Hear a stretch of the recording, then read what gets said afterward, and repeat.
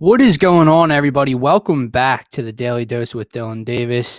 And in the co-host seat today is a guy I feel like I haven't seen in weeks, Coach Gint. Coach Gint has been very, very busy, so it's an honor to have him back on the Daily Dose today in the passenger seat next to me as we are streaming to you guys live through the Painted Lines Network on their Twitter and YouTube accounts. So if you're new to the channel, please hit that subscribe button. Please hit that follow button at the Painted Lines. And also live through DSM Media's Twitch account. So if you're new to DSM Media with myself, Gint, Scotty, and JD, please hit that subscribe button on YouTube. Help us reach our goal of 500 subscribers by July 30th to be entered in all sorts of giveaways that we have planned coming soon. And hit that follow button on Twitch. Before we get started today, again, a few congratulations I feel like are in order. Congratulations to collegiate athletes now who can finally make some money off of their, what's it? We had sport law, their name, image, and likeness. Yeah. And congratulations to CP3, one of, if not the best point guard of all time, finally makes it to his first NBA Finals in year 16, I believe. So congrats to CP3. Congrats to Dario. And congrats to former Sixer, Mikal Bridges. I know that one's going to hurt you a little bit, Gint, but you know what? It's okay. On today's show, again, I feel like we're kind of in this weird spot right now where the Sixers just broke our heart. The Eagles have almost 4 weeks until training camp begins. The Flyers underachieved this year.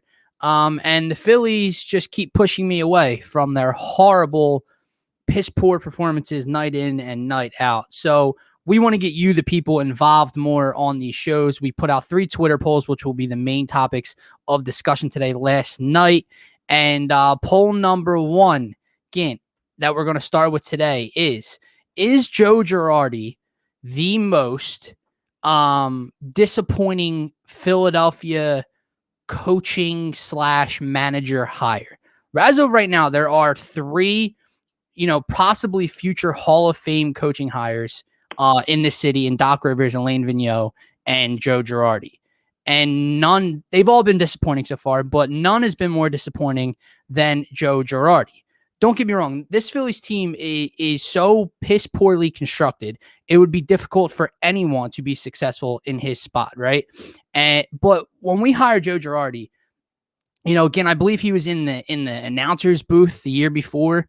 He wasn't managing. He came back out of the booth. He came back to combine with JT Realmuto and Bryce Harper, and he helps bring in Didi Gregorius. And, we got the almighty championship winning New York Yankee Joe Girardi to take over after Gabe Kapler didn't work out in this city. And yet, in year 2, so it's early. So this is a tough claim to put out a year and a half in through a pandemic to say he's the most disappointing hire. I get that. I'm not claiming that he is yet, but he is on his way there, my friend, because he, night in and night out, has me scratching my head multiple times throughout a 9-inning game where what the hell is he doing? From his lineup card to leaving pitchers in too long and leaving them out there to dry, pulling them too early. You have the Zach Eflin debacle in New York when he lets them bat and then pulls them to start the next inning, the next half inning. And now, he brings in, me and George discussed it on the other day's show, he brings in Natali Feliz against the Reds in a very tight ball game where the Phillies had a 4-2 lead. And he brings a guy in who hasn't pitched in over 1,500 days, Gint. He gives up a grand slam. He had over a 40 ERA. Gint, you know what he does last night in a tie ball game? He brings the same damn guy back in last night in Natali Feliz. Like, that's a good idea. There's no more role definition in the bullpen. Hector Neris is the closer one day. Then he's not. Then he's closing a game the next day. Now he's out there in the 6th inning last night. Listen, I know they got injuries all across the board. I know their bullpen, you could maybe get a hit off of some of the guys that are coming out of this bullpen, Gint. But Joe Girardi has been one of the more, or if not most, disappointing coaching hires in this city that I can remember. Yeah. First off, great to be back. It's been a very long time. It's been a very, very long time, dude. I think the last time I was on here was after Game 3 of the Sixers Hawks series, but had to take a mental reset from after that. There you go. Yeah, in terms of most disappointing. And the poll actually had it on there. Chip Kelly was the other name that really came to mind. But in terms of Joe Girardi, like you said, you kind of are just covering. It's just almost like Doc Rivers, random rotations. It's different every night. Nothing stable. And like you said, though, it is poorly constructed, very poorly constructed. And we kind of had a little bit of hope coming into the year that you'd hope your problems aren't the same going into the next season. And the Phillies bullpen still remains a very big problem. Again, it might be worse. There's a very good chance of it. And it's pretty crazy because we talked at the beginning of the year, it couldn't be worse than last year. Yeah, and it very well might be.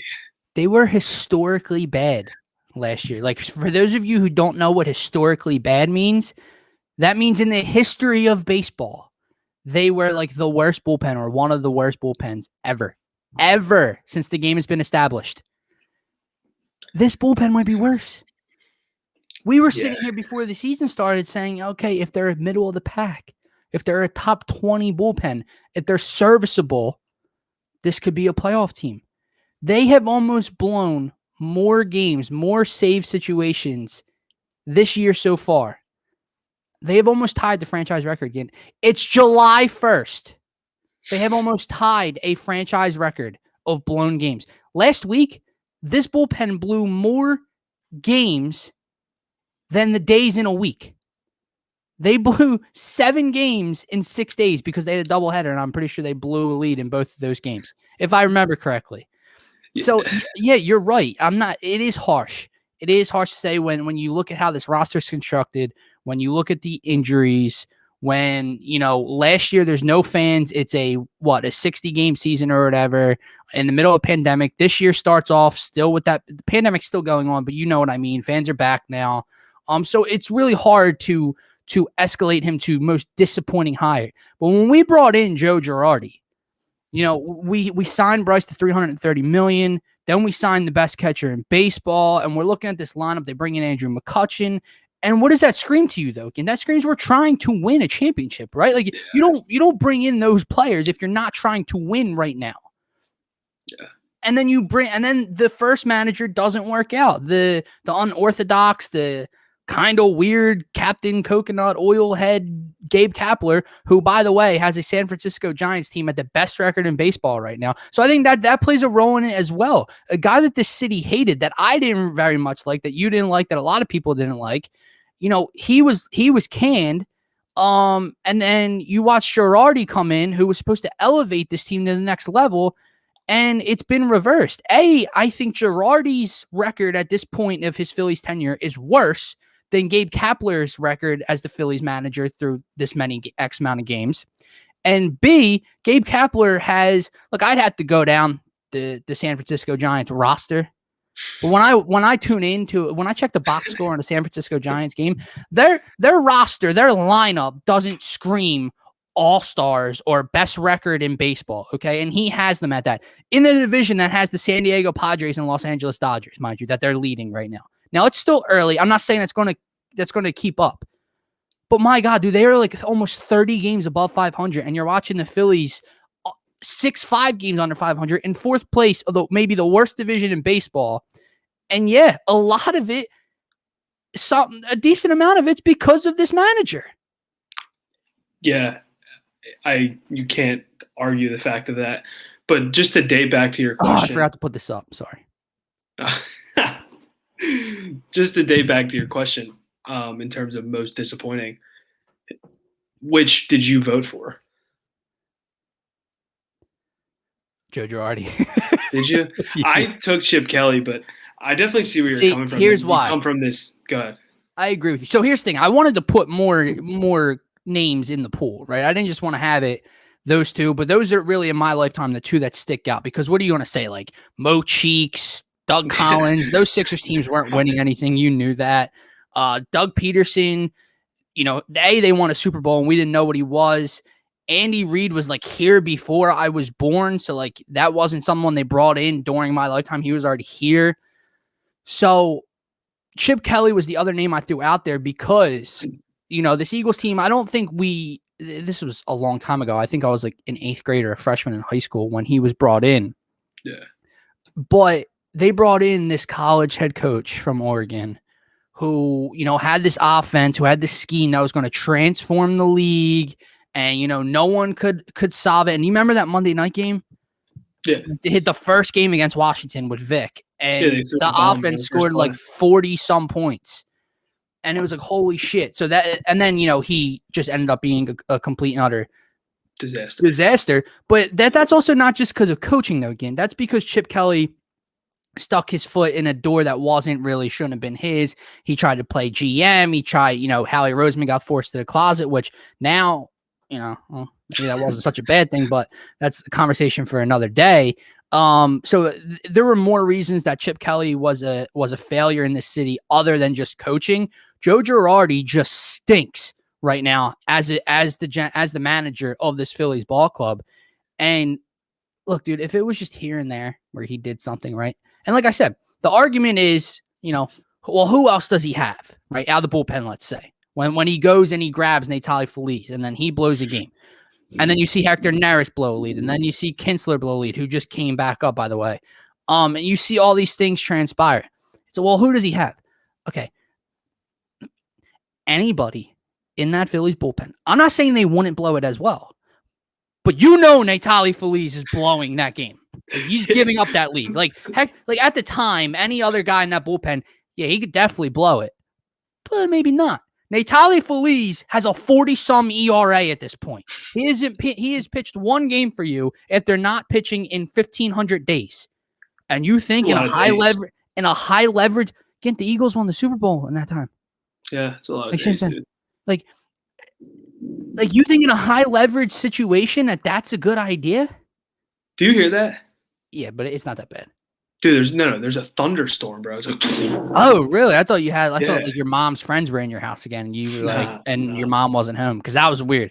Listen, I don't know if your mom's friends watch the show. I'm just gonna let everyone know that was pretty weird. We were getting ready for a show, and Gint's like, "There's people in my house," and I'm like, "Dude, you want to like go up there, defend your home or something, or call the cops?" He's like, "No, they're my mom's friends." I'm like, "Is your mom home?" "No, she's not. They're just hanging out in my house." A little weird, but that's just me. All right, I don't really have much else to say on Joe Girardi and this Phillies team, because they just keep. Oh, I'm getting an Adobe Flash Player. Yeah, I get that all the time on my laptop too. Download it. Sorry, people. Let me exit out of that. Yeah, but just to touch up on Joe Girardi, when we were I remember a couple years ago we were in the studio, or maybe a year ago at this time. Year ago, yeah. We talked about how, dude, championship manager. Oh yeah. It's just like, it's not that guy. It's almost like deja vu with who the Sixers hired. And I know I don't want to keep bringing up the Sixers, but it literally feels like deja vu. It's hard not to, right, Ken? Especially because they're right behind me. You gotta take that down.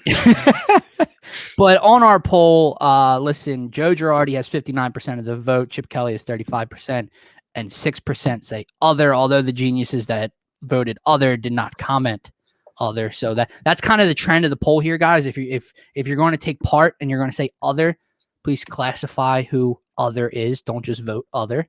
But moving on, again, let's talk about the Birds. I'm very, listen, I tweeted it out 2 days ago. I don't know. I am very, as you know, still skeptical to put all my emotion and my faith into this Eagles team. But I'm ready to get hurt again. I'm ready for football season. I'm ready for the Birds. And a team, there's a team that's going to be awaiting change, a la the 76ers, which we'll get into towards the end of today's show. But there's a team that has already made some changes to this roster. For better or worse, we will find out shortly in just a few months. But the Philadelphia Eagles, again, and there's a lot of young talent on this team, especially on the offensive side of the ball. And I know Scotty had put out a poll yesterday as well about which young player offensively will have the best season this year in 2021. I want to take it to the aging community on this Eagles roster. Now, offensively, every single skill position player on this Eagles roster is pretty damn young. The quarterback, the running back, Dallas Goedert, Zach Ertz is about to be traded, I believe, so you can't really include him in this. Devonta Smith, Jalen Reagor, Travis Fulgham. I'm not going to include Boston Scott or Greg Ward. I don't know. They feel like vets at this point, but they're still young, I believe, but we're not going to include them. The offensive line, was brutalized last year due to injury. There are a couple aging veterans on this offensive line team, on this offensive line group. Jason Kelce, Brandon Brooks, Lane Johnson, all returning from injury, so they can be included. And then the defensive side of the ball has a couple dogs on it as well. Brandon Graham, but I believe he had a good season last year. Fletcher Cox, Rodney McLeod, Darius Slay. That's where all the leadership is on this Eagles team right now, is on the defensive side of the ball. So that this poll is which Eagles vet is most primed to have a bounce back year. Again, I'll let you start with this one. And the question's most primed, but we can discuss all of them and who we think the order will be. So when I think bounce back, like you said, I think more of like having a bad season. Injury is tough to say bounce back from, but I mean, in essence, it does make sense. I'm going to go with Lane Johnson. Obviously, like you said, the offensive line was bombarded, and I feel like this offensive line as a core has been together for a little bit, and I think Lane Johnson has been the best of all of them. So you're going to need the same productivity, especially with whoever's going to be playing the other guard position is going to be a young guy. Right. Not going to be Jason Peters anymore. But come on, man. So yeah, I'm gonna go with Lane Johnson, who's primed for a bounce back year. All right. I agree with you. That is my pick. That's who I voted on. That's who I voted the poll with. But just for the sake of argument, for the sake of, being different, I'll go on the defensive side of the ball. And I could be off here. I could be a little misguided because Fletcher Cox is getting older. Fletcher Cox has battled numerous amounts of injuries throughout his career. So maybe he's just not that guy that we're hoping he is anymore. But again, I want to ask you this, and I want to ask everyone this. And trust me, I love me some Fletcher Cox. But at what point is it not everyone else? Is it just on Fletch? Like every season, you know what I mean? Like every season we try to bring in a guy to pair next to Fletcher Cox to alleviate that pressure, to alleviate double teams and let him work one-on-one, right? We brought in Timmy Jernigan the year of the Super Bowl. We brought in Malik Jackson, then he got hurt. We brought in Javon Hargrave now, and he underachieved with all that money last year. So don't get me wrong. These guys that I just named have battled injuries. They have underachieved as well. But when Fletcher Cox is Fletcher Cox, when we were trying to argue he was up there with Aaron Donald just a few short years ago, when is it just on him? When is it, I don't care if you're getting double teamed. I don't care. Just be dominant. And sure, like we've seen flashes of Cox have a good game. We've seen flashes of him blowing up a play in the backfield. We've seen a sack here and there, but I'd have to go through his numbers. I don't think he had like more than 5 sacks last season, and that's just not good enough for the leader of your defense, for being Fletcher Cox. So when is it enough of, well, he always gets double teamed. They need Javon Hargrave to step up so then Fletch can get a one-on-one. When can he just be dominant like he's paid and supposed to be? So Fletcher, for the sake of being different, I'm going to say Fletcher Cox. I know he's aging and maybe he's just not that guy anymore. To answer your question though, I think it's this year. I think it's put up or shut up time for a lot of these vets, truthfully. You're either going to see after this season a rebuild process, or maybe we're tooled up to be a good football team again. Yeah. So there's not a lot of time for Fletch to, like you said, be a question. It's either, are you going to be this guy, or are you going to be not who Fletcher Cox was, in a sense, if he's that guy that we think he is. So I think that's for all these guys. I think it's for Brandon Brooks coming back off 2 years injury. Like, there's not a lot of time to figure this stuff out. We're either going to flip a new chapter, or these guys are going to stick around, and hopefully we can tool the roster that it is right now to be something. Yeah, no, I agree with you. To your point, like, let me just phrase this to you, right? I just named a bunch of guys, and Brandon Graham is not one guy, that I'm going to put on that list, because Brandon Graham has been consistently very good.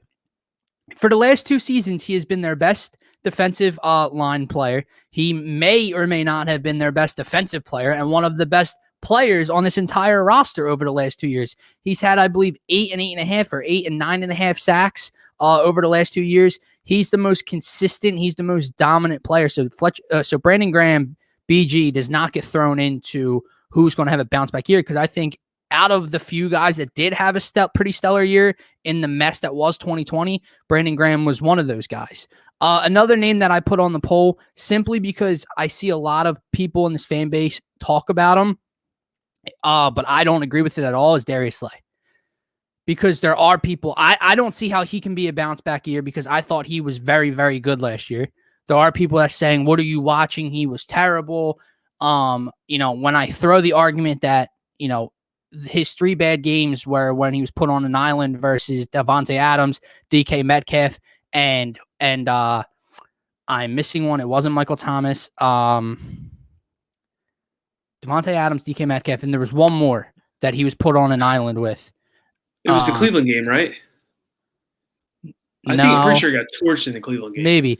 But regardless, and they say, well, you paid him to be the number 1 corner. Well, dude, he was left on an island. The size, the physicality, they don't match up. No cornerback in this league, especially no 6-foot corner in this league, I don't care what he's paid to be, is not matching up with Davante Adams and DK Metcalf on the outside on an island like Jim Schwartz left him on, okay? Outside of those 2 to 3 those bad games that he got beat up on, he held receivers. I think the average was like 40 yards or under, or 45 yards or under per game. I thought he was awesome last year. And then I see a couple people, complain about his contract and that they're mad that the Eagles brought him in and paid him and everything. Again, Darius Slay has made 3 Pro Bowls in his career. You know when they were? So he was an Eagle in 2020. He made a Pro Bowl 2017, 2018, 2019. So coming into being an Eagle, he had made the Pro Bowl 3 straight years. I believe he's only 29. He might be 30 years old now. Okay. And he got beat up by 3 of the best wide receivers in the game last year when he was left on an island because he's only 6 foot. Okay. So Darius Slay, I thought was fantastic last year. You need to go get another legitimate outside corner to put across from him. Avonte Maddox does not work. We've seen it not work on the outside. He's a slot guy. Crayvon LeBlanc cannot play on the outside. Dude, did you know, as of right now, do you know who their number 2 is or will be? Oh, who is it? Michael Jacquet, Gint. The kid that played good Didn't in the Arizona game. Yeah, I was gonna say, yeah. I remember him playing. Yeah. Oh, and then wait, and we drafted. Didn't we draft a corner this year? Yeah, we drafted the kid out of Texas McPherson. Tech, right? Yeah. Zach with an E. That Tyrone Johnson can't play on the outside, right? Didn't they say that? Yeah, I believe so. So they need to go to make Darius Slay's life easier. They need another cornerback number 2 to make the entire defense's life easier. They need a cornerback number 2. And another reason I say that a majority of the vets that need to bounce back in are on the defensive side of the ball is because not only are they, the leaders, and there's a bunch of youth on the offense, not a lot of veterans. It's also because this offense, I'm excited about this offense.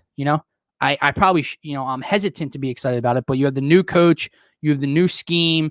He's very good with running backs and getting guys the ball in space. And so now Rager can maybe be put in a better position. Miles Sanders, they brought in Kerryon Johnson. He might not make the team, but we'll see. I hope he does.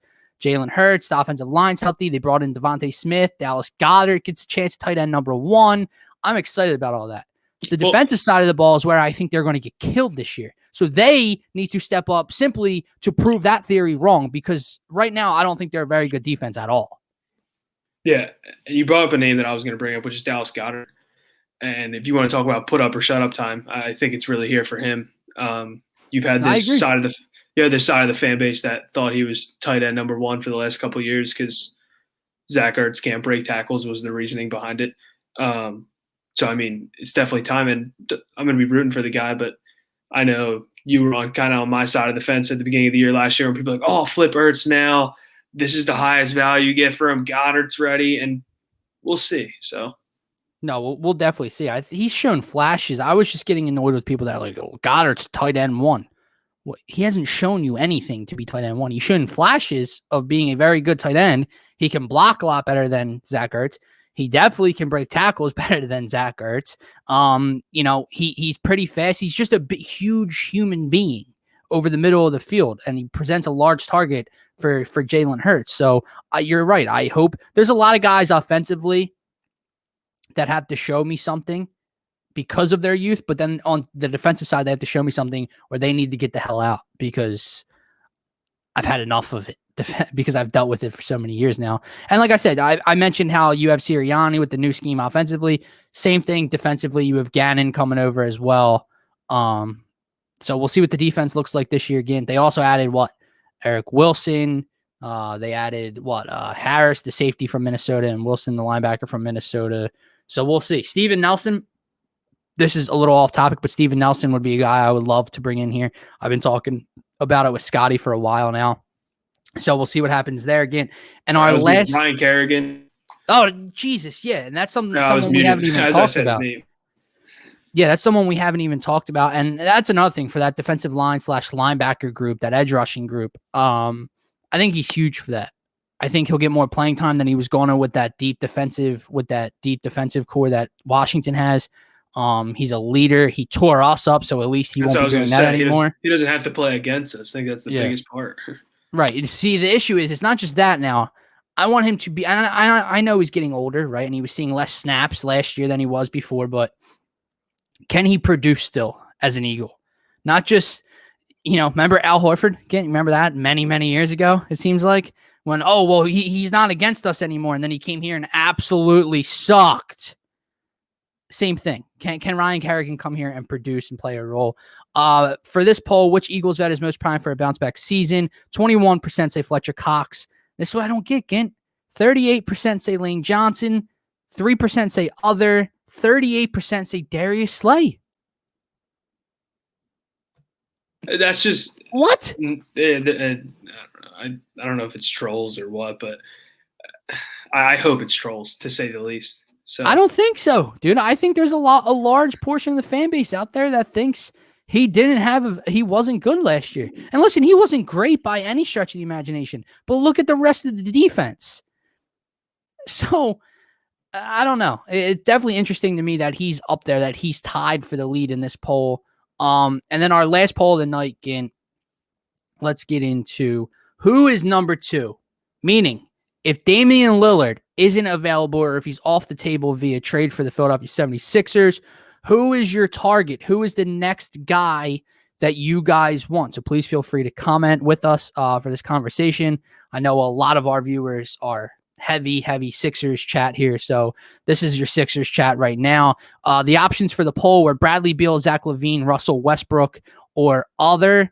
Bradley Beal leads that poll 57%, Zach LaVine at 27%, Russell Westbrook at 10%, and other 6%. There was a comment, Reggie Jackson was a comment. I don't know if Reggie Jackson would be my number 2 outside of Damian Lillard. But yeah, again, I got to agree with the people's vote here. And I don't think a lot of people will disagree here. Well, obviously people do because they would have all voted for Bradley Beal, but I don't see how it would be anyone else but Bradley Beal. Like, I would take Zach LaVine, I would take Russell Westbrook, but Bradley Beal, if Dame's not available, Bradley Beal is the next guy that I want. Yeah, I think that's definitely clear. The only issue you kind of run into is, like, realistic-wise, I don't think Washington can make the move to pair Ben and Russell Westbrook unless they had a plan to move Russell Westbrook immediately after. But I don't think – I would probably put him 1A and 1B between LaVine and Beal if you were to make the move, obviously. But I think it also depends on the package you have to give either way. I think you probably have to give up a little bit more to get Beal than you do LaVine. But we'll see. There were some comments too. I believe someone quote tweeted it and said Lonzo Ball. I don't know if he's in my top 50. Is Josh Hart? Also, hold on, announcement. So you know how that thing came out about the likeliness the NCAA players? Yeah. Colin Gillespie just signed his first deal. Who do you think? Really? Where? Who do you think it's? Barstool. Wait, really? Dude, the craziest thing is, I don't know if you watched. It was round 1 of the NCAA tournament. Yeah, I watched. A while ago. Not last year. And then the year before it was the pandemic. The year before that. He laid the ball up with a second left up like a certain amount and put the game. They ended up covering because of it. And Portnoy took whoever they played. And he tweeted them and said, "What are you doing, you dummy? Like, the game is over."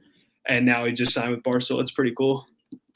Well, congrats, dude, and that's the biggest thing. And we can wrap up by we'll continue the Sixers chat for a little bit, and then we can wrap up with that. But again, I haven't really, we've texted about it, but like you said, you haven't been on the show for a while. I was down the shore for a week, kind of getting my mind right after that Game 7 loss. You've been working.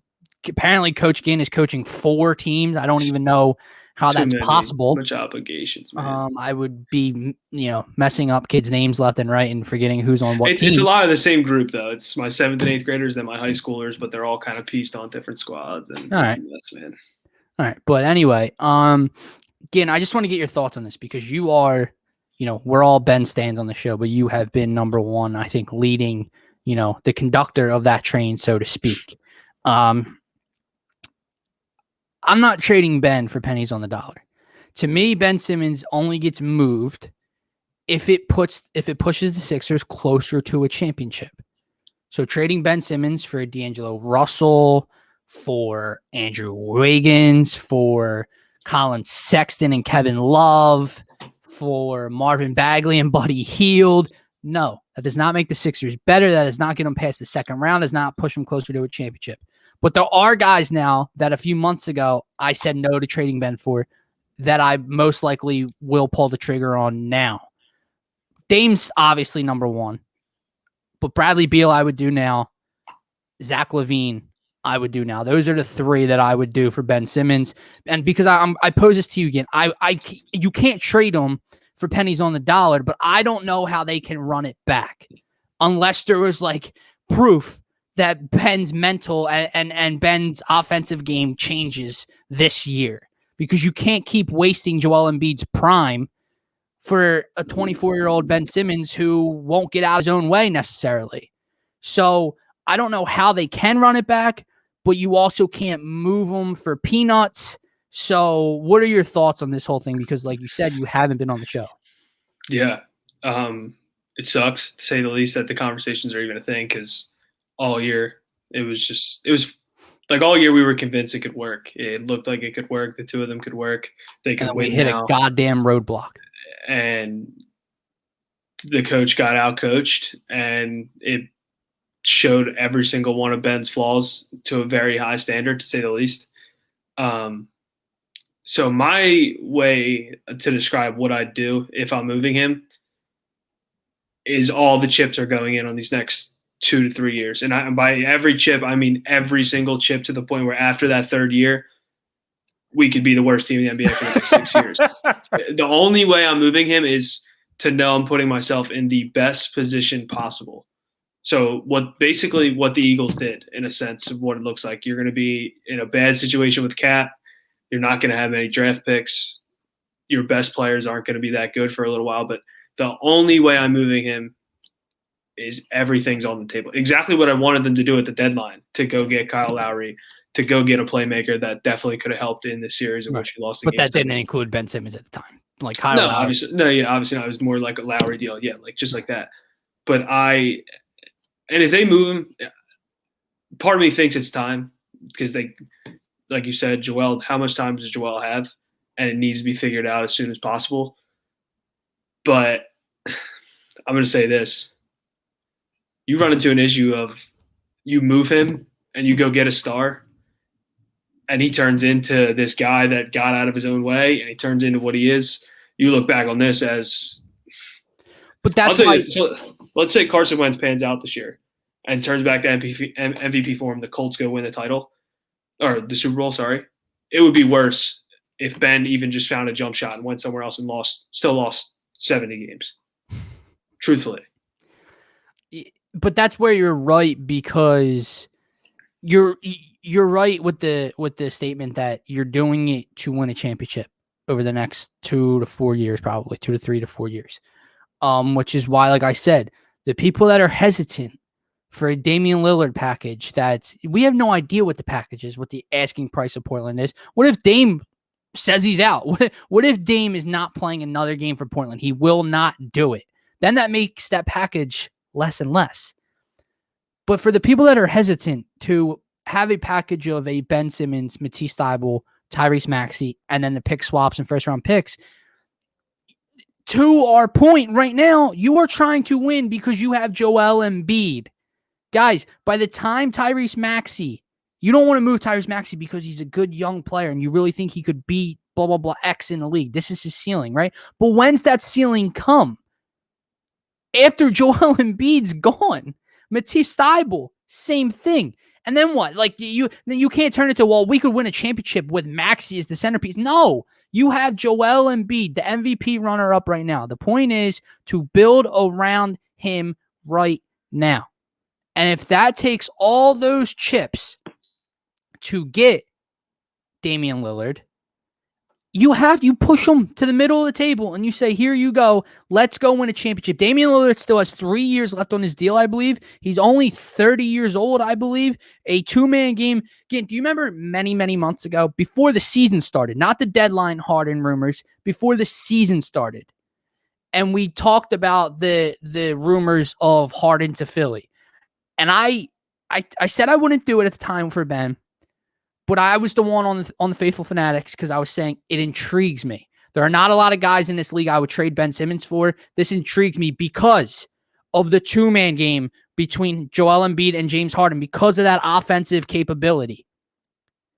It's the same thing here with Dame, if not even more. A two-man game with Joel Embiid, another superstar next to Joel Embiid. You'll still have Tobias Harris, and that changes everything. Again, I said this the other day. Joel Embiid's going to average around 30.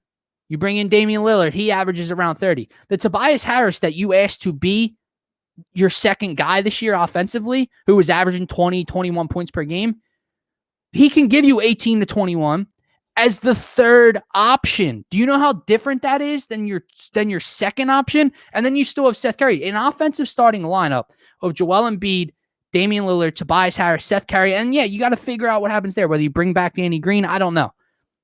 That's lethal, dude.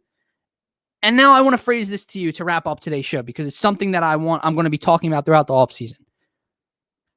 I just talked offense, right? And what is the one thing that people love in the city and that we loved Ben for and we love Matisse for? That grind, that defensive effort, their defensive capabilities, right? We value it too much, Gint. Good offense will always beat great defense. What do people say? What do people say when Ben Simmons plays great defense on Damian Lillard and Dame hits a turnaround, 28-footer or 25-footer?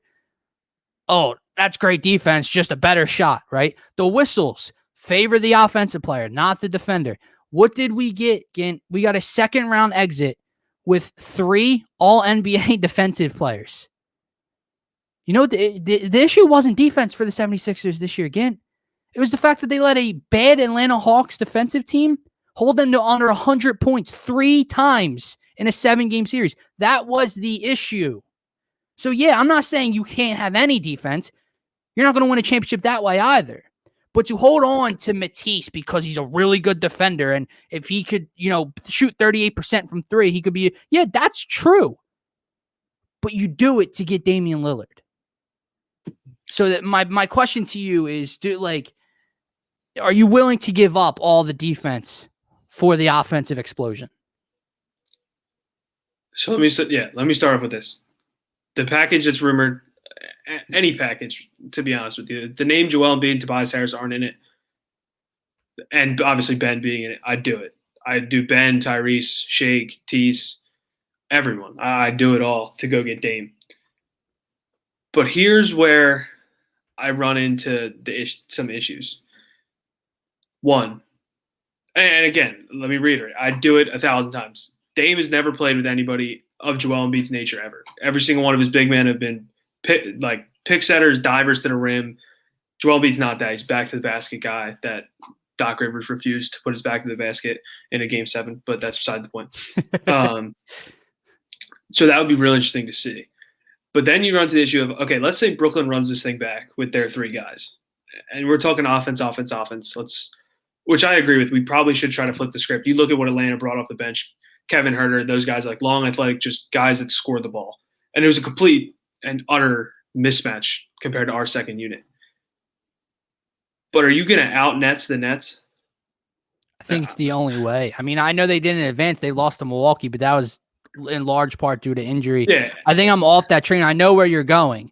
We would have the best. We talked about all year. We have the best defensive, effort, the most bodies to throw at Kevin Durant, James Harden, and Kyrie Irving to slow them down. The bottom line is if they're all healthy again, you might slow them down. They're still going to get what they want to get. And that's kind of the reality that I faced after trying to keep up with that argument is, to answer that question that you were getting to, I'm trying to out-Nets the Nets. And if that's Joel Embiid and Damian Lillard and Tobias Harris and Seth Curry versus Kevin Durant, Kyrie Irving, and James Harden, that's the way it's got to be. I can't have Matisse Thybulle coming off the bench to try to guard James Harden and slow him down, and I can't do it anymore. I'm fighting offense with offense. Okay, so let me throw this at you now. Let's say you make the move. Tease, Ben, Tyrese gone. You're left with Seth. If you bring back Danny Green, if you bring back George Hill. Well, George is back, ain't he? He's got 1 year left. I assume he's going to probably be a filler in some type of trade this year. I really do think so. Do you keep Seth? Yeah. And here's why I asked that question. You look at who's left, and you look at Phoenix Suns are kind of like a weird one. They're Chris Paul and Devin Booker are so elite that the size doesn't matter. But you look at the Kevin Huerters, the Cam Reddishes, they're not small. They're not Seth Curry size. They're not. It's becoming a positionless thing where you have to be. I don't say you have to be, but 6'6". I know Seth played really well down the stretch in that series. He had a very high usage rate, though. The offense became a dribble handoff every single possession with Seth Curry, and it got so stale to the point where he got a lot of touches and he made a lot of shots. So don't get me wrong. I just think if you go make that move, I think you try to flip Seth immediately after. See, I think Seth is actually an intriguing piece for other teams because they're looking at his contract and his level of play and offense the same way we are here in Philly. Like, wow, we have him for 2 more years at $8 million a pop. So he could, be an intriguing piece for a trade. I would love to keep Seth, but then that poses the question, Gint, he started all year long for us. He started in the playoffs. He's never been a starter. Is the answer then like maybe his role changes next year? He's a 6-man and you try to find someone else to fit. I just think the makeup of the team is going to look different. I think, and it's kind of wild. I also think there'll be someone else in the deal if Dame were to come. And I know everyone's fingers immediately point to Robert Covington, and I'll throw up if that's the case. But I think that's definitely who will be there with him. But it could very well not be. So just to wrap up, like I think the makeup of this team is going to look different. I don't think Daryl Morey sits on his hands this offseason. No, there's no way. There's too many rumors. It's not just blowing smoke, I don't believe. But just to think about, we could have another year based around Joel Embiid. And this is another issue why I think the Sixers are struggling to get past the second round too, Gint. We have Joel Embiid. It's based and Ben. It was based around them too, right? But think about the starting lineups over the course of their tenure. You had the Ben, Joel, Cove, Dario, JJ lineup. The next year, you have Ben, Joel, Toby, JJ, Jimmy.